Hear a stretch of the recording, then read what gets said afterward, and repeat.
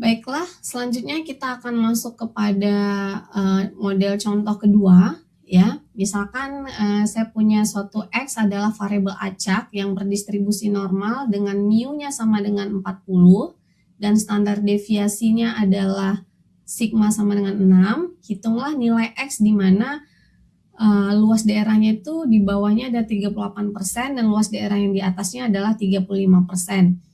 Nah, artinya di sini kita diminta menentukan nilai X. Kalau tadi kita menentukan nilai probabilitasnya, artinya X yang diketahui. Kalau sekarang dibalikan, jadi kita diketahui nilai luas daerahnya atau probabilitasnya kita ketahui, tapi X-nya yang dicari. Nah, yang pertama untuk yang A terlebih dahulu ya, di luas daerah di bawahnya 38%, atau kalau kita lihat pada gambar sebelah kanan itu luas daerahnya adalah 0,38 atau 38%. Nah, secara matematis kita sama ya menggunakan rumusan tadi, yaitu Z sama dengan X kurang mu per sigma ya. Maka kita dapat probabilitasnya itu adalah kita masukkan mu-nya 40, sigmanya 6 ya, maka kita dapat Z-nya itu adalah X kurang mu per sigma, sehingga kita peroleh X kurang 40 ya, X kurang 40 per 6 itu lebih kecil dari X kurang 40 per 6. Nah, yang akan kita cari itu adalah nilai Z yang memenuhi ini. Nah, dan hasilnya 0,38. Jadi kalau kita lihat, ternyata kalau kita sama dengankan ya, dapat si X-nya itu adalah 38,14 ya, 38,14. Jadi artinya ketika nilai probabilitas Z sama dengan X kurang 40 per 6 ini adalah 0,38. Jadi daerah 0,38 ini ketika Z-nya berapa. Nah, untuk itu kita harus cek di tabel normalnya.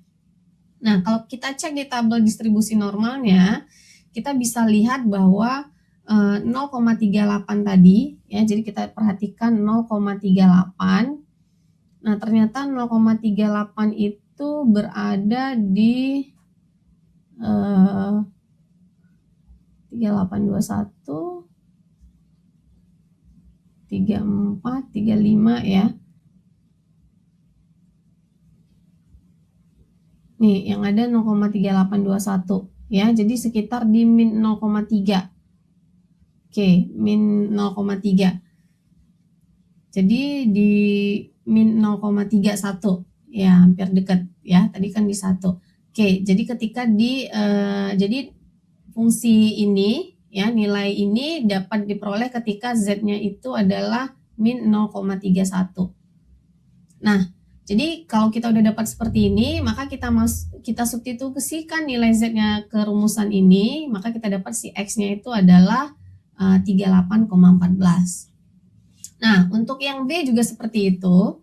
Jadi kalau untuk yang B kita punyai bahwa untuk yang B kita punyai bahwa probabilitas dari X lebih besar dari di atasnya 5%, berarti sama dengan 0,05. Maka kita akan punya nilai probabilitas X kurang 40 per 6 lebih besar daripada X kurang 40 per 6 sama dengan 0,05. Nah, sama kayak contoh di A tadi, kita mencarinya itu berdasarkan dari nilai probabilitas, bahwa 0,05 ini adalah nilai probabilitas si Z. Maka untuk Z berapakah yang nilai probabilitasnya 0,05? Nah, ini yang harus kita cari lagi di distribusi normal ya, di tabel distribusi normal. Nah, dari tabel distribusi normal kita bisa lihat tadi bahwa untuk yang probabilitas 0,05,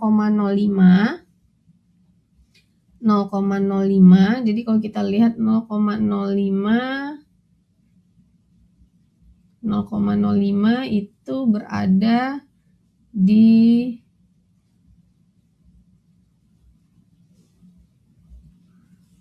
0,05, 427, 436 di sini ya, per 1, ya, min 1,6.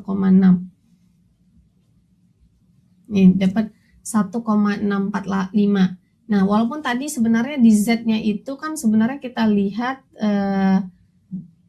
bahwa 0,05-nya ini berada di atasnya, berarti kita harus mencari nilai kurva yang hasilnya 0,95, yaitu 1 dikurangi 0,05 ya. Nah, kalau 1 dikurangi 0,95, maka kita akan lihat ya, karena dia berada di atas bukan di bawah. Berarti 0,95 kita akan cari daerah kurva yang mengandung nilai probabilitasnya 0,95, yaitu di sini. Itu sekitar 1,65 ya, atau 1,64 deh, mendekati di sini. Nah, antara dua ya. Nah, jadi dapat nilai Z-nya itu sekitar 1,645 ya. Nah, jadi bisa kita katakan bahwa ini nilai Z-nya dengan substitusi ya, kita dapat si X-nya itu adalah 49,87. Nah, ini kira-kira contoh soal yang yang menentukan nilai X apabila nilai probabilitasnya diketahui atau luas daerah kurvanya diketahui. Oke. Nah, untuk selanjutnya penerapan distribusi normal ya. Misalkan saya contohkan di sini sebuah perusahaan alat listrik memproduksi bolam lampu ya dengan mu-nya 800 jam, rata-rata hidupnya 800 jam. Standar deviasinya yaitu 40 jam.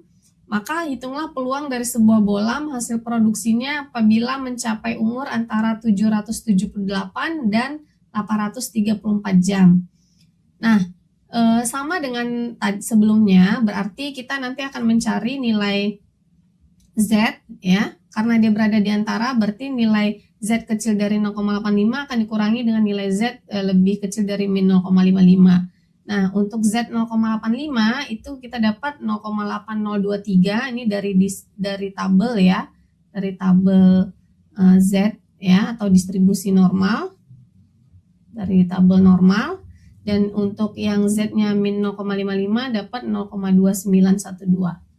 Sehingga kalau kita kurangi dapatlah 0,511. Jadi sebenarnya daerah kurvanya itu kalau kita lihat ya, ini untuk si Z yang min 0,5. Di sini untuk si Z-nya 0,85.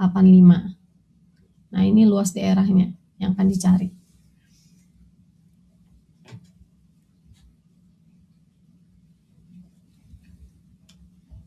Oke, selanjutnya untuk contoh yang kedua, misalkan rata-rata tinggi anjing pudel jenis tertentu itu 30 cm dan deviasi standarnya itu adalah 4,1. Nah, yang ditanya berapa persentase banyaknya anjing pudel yang tingginya melebihi 35 cm bila tinggi pudelnya itu menyebar normal.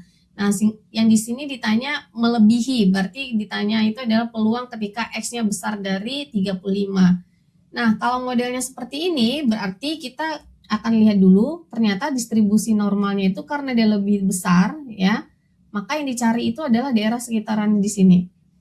Nah, jadi ini Z-nya berapa?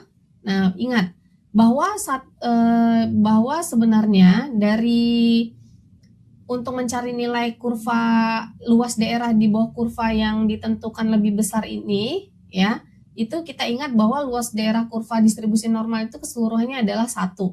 Ya, maka nilai ini akan dikurangi dengan nilai yang di sini. Nah, maka 1 dikurangi nilai peluang dari si Z-nya berapa untuk di titik ini. Nah, sekarang kita akan mencari nilai peluang Z-nya.